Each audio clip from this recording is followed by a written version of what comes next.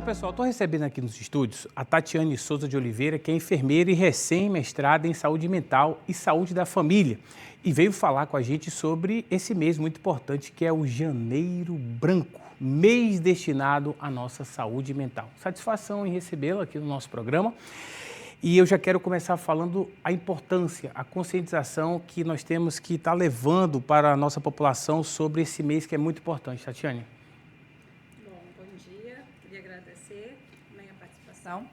Bom, Janeiro Branco, ele tem a ver com essa sensibilização do cuidado dessa nossa saúde mental. Porque nós temos a premissa de que é um novo começo, é uma página em branca, e isso pede-se uma reflexão sobre a nossa saúde mental, sobre a saúde mental da população. Então, a partir de atividades educativas, a gente tende a sensibilizar a população de que saúde mental não é um problema, não é uma pauta de exclusão, e que saúde mental ela não é uma doença. Nós temos doenças mentais, nós temos saúde mental, nós temos o indivíduo em sofrimento mental, assim como nós temos os transtornos mentais, que são aquelas síndromes já, que são um quadro de esquizofrenia, de uma depressão. Principais transtornos mentais que a campanha busca prevenir. Eu gostaria de saber na manhã de hoje.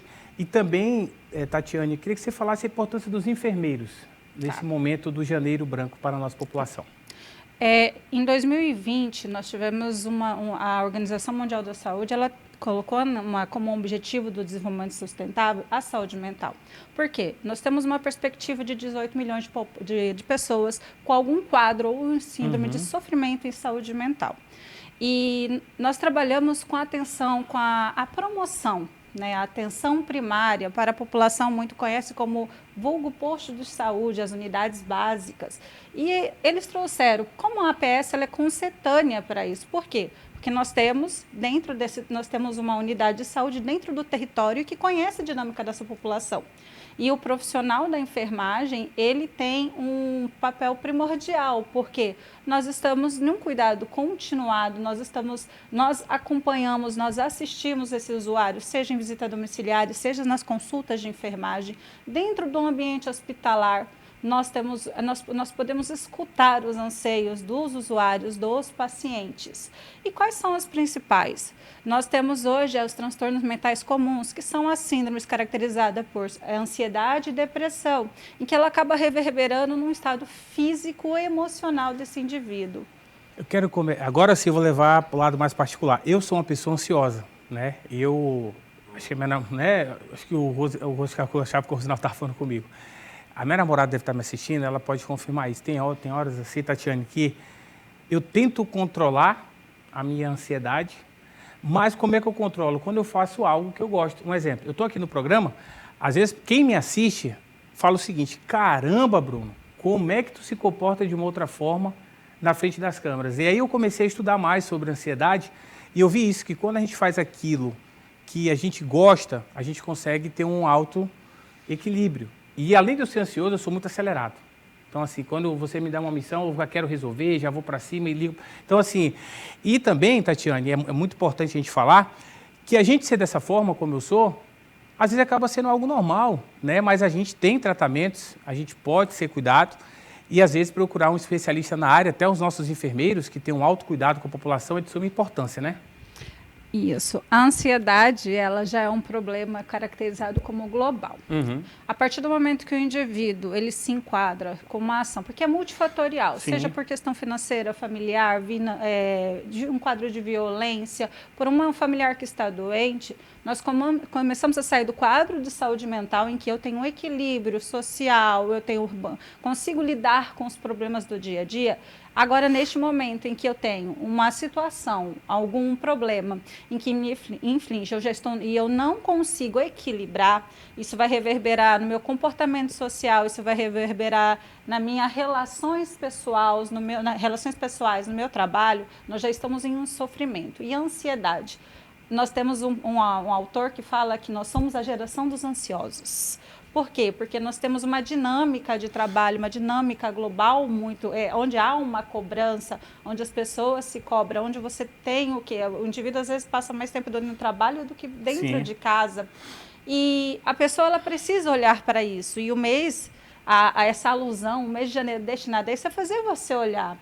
O que me traz, o que está me infligindo, como que eu consigo controlar? A atividade física, ela é um nosso grande aliado. Sim. A gente precisa até sensibilizar que nem todo sofrimento ou transtorno mental se trata com medicação. Às vezes, a atividade física acompanhada de um profissional especialista na área, seja um psicólogo, seja um terapeuta, o próprio psiquiatra, o enfermeiro, ele já vai te ajudar a passar por esse momento.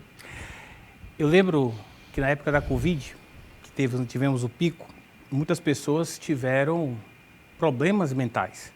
Pessoas viram familiares morrendo, viram amigos morrendo. E o que aconteceu? Isso trouxe um trauma. Vou dar um exemplo. Aqui nosso, Marcelo Benesbil, nosso apresentador do Fala Rondônia, que infelizmente nos deixou por Covid. Quando eu entrei na emissora, 5 anos atrás, o Marcelo andava com um spray, né, Elinho? O Marcelo, ele teve um problema mental.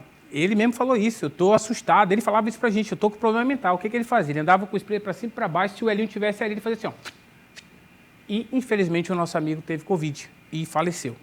Eu lembro que foi criado na época da Covid o Enfermeiro Solidário, né? E vocês conseguiram trazer fatores positivos. E esse projeto, esse programa, ele continua sendo válido ainda, Tatiane? Na verdade, o Covid, ele só mascarou algo que já vinha sendo silenciado, porque quando a gente fala de transtornos mentais, a gente precisa entender que nós estamos vindo de uma luta da reforma antimanicomial. Começou em 2001. E antes, a população ela era isolada, nós tínhamos os manicômios. E acabou-se que com o tempo existe essa pauta, nós temos políticas públicas vigentes. Era isso que eu ia falar agora. E a gente começou o quê? Mas era muito silenciado. Eu falo que a pessoa que está em sofrimento ou tem algum transtorno mental, muitas vezes ela acaba sendo marginalizada. Eles são silenciados porque a sociedade não compreende. Preconceito. É um preconceito, né? E a pandemia, ela só trouxe aquilo que estava à tona, porque você acabou tendo que ficar mais isolado, era uma incerteza, e o princípio da incerteza ali leva à ansiedade. E aí foi criado, que ele é um programa, na verdade, ele é como se fosse uma ação, podcast, alguma linha, uma teleajuda com profissionais especialistas em saúde mental, referência qual é a principal premissa? É a escuta qualificada. E o que é a escuta qualificada? Isso não é só para a enfermagem solidária, isso vai reverberar em todos os serviços de saúde.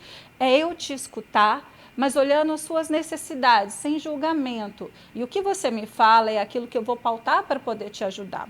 Quando a gente fala de saúde mental, eu não vou te dar a minha opinião. Eu vou te escutar para te direcionar. Qual que é o melhor manejo, como que é o melhor cuidado?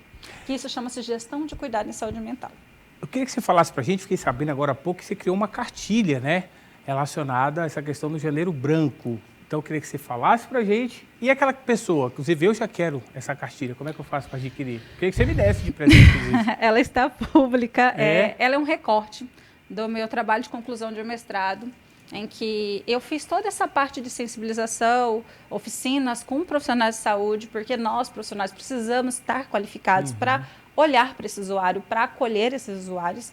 Então, eu fiz as oficinas, eu fiz com profissionais que eram de Brasília, especialista, hoje ele é presidente nacional da Abrasco, psiquiatra, foi uma forma híbrida. Mas eu precisava deixar algo para esses profissionais que fosse lúdico, que não são as tecnologias educacionais que estão muito bem vistas hoje na saúde. E aí eu fiz essa cartilha, que é acolhimento e gestão do cuidado em saúde mental. Quem é o perfil? Na verdade, somos nós, profissionais de saúde. Então, ela é lúdica, né, porque ela traz uma história com um plano de fundo, mas eu venho trazendo o que o Ministério da Saúde, que nós temos de políticas de enfrentamento, como eu posso te acolher. E ela foi validada, ela foi premiada aqui, e ganhou como prêmio de destaque em Alagoas. Então, assim, a gente conseguiu validar ela nacionalmente. O que significa isso? Qual é o fator de impacto? É que foram validadas por profissionais que são especialistas na área. Então, ela está apta a ser uso pelo profissional, mas eu também criei ela de uma forma que, se o usuário, o cuidador, que também a gente precisa olhar para ele, quiser olhar, ela tem 50 páginas, mas são desenhos com interações ela vem dizendo o que é de uma maneira mais leve. Quem quiser adquirir? Quem quiser adquirir, ela está no link da Unir, né? No link de saúde, do nosso mestrado de saúde da família da Unir. E ela é disponível, ela está disponível a todos. Então, assim, é de fácil acesso. Tatiane, eu quero agradecer a tua participação. Pena que o nosso tempo é curto, gostei muito do bate-papo.